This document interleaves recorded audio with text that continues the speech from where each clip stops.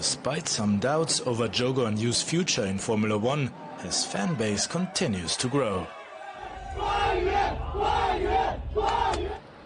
As negotiations over his contract continue, we accompanied the 24-year-old Shanghai-born driver to his team headquarters outside Zurich.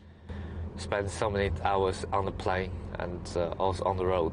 It's not a big issue because obviously I'm doing what I love, Formula One, and there's certain sacrifice, or a lot of sacrifice you have to do in order to be here. It's great to see so many supporters and also the popularity of myself racing Formula One growing back home. So that's very important, I guess, for myself and also for the future of Chinese motorsports.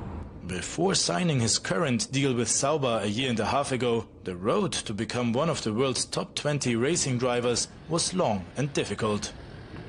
It all started on Shanghai's amateur tracks, where the then 8-year-old Zhou was discovered by China's professional karting league. So then I started to do a bit more like indoor karting, a little bit like a hobby, and absolutely loved it the first time I ever tried it. I just feel it's just so cool the way like you are in fully responsibility of yourself, controlling your own car, and there's no one else can help you when you have the helmet on, you know.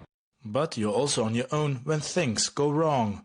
At last year's Silverstone Grand Prix, Zhou barely survived a high-speed collision.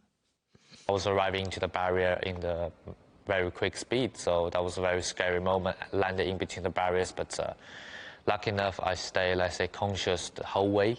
I was able to actually switch off my engine myself to making sure I don't have any fire. The more time you watch it, the more it gets stuck in your head, so I don't want to do that. So I watched it once, which is last year at Sunday night. That's it. As they say, practice makes perfect. On an average training day, Zhou spends 7 hours in the simulator, not only preparing for the upcoming race, but also comparing the simulator performance to the results of the past race. Results have been decent, but not good enough to get to the podium. We are speaking with Zhou to extend our collaboration for the next season. Of course, we are discussing all the elements because we want that this partnership is successful and a win-win situation with both parties. Zhou's contract negotiations have been delayed, fueling rumors about a possible end to his Sauber partnership.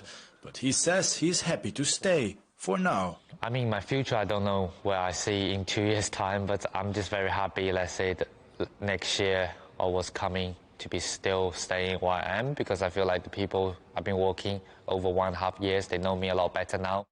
Which could be the next Zhou in terms of performance, in terms of consistency? It's important to understand if this potential is big or if we have already seen the maximum from him. As the F1 season moves to the Far East, contract talks continue. One thing's for certain, Zhou Guanyu would love to be the first Chinese driver to drive in a Chinese Grand Prix when it returns next year. Johannes Pleschberger, CGTN, Zurich.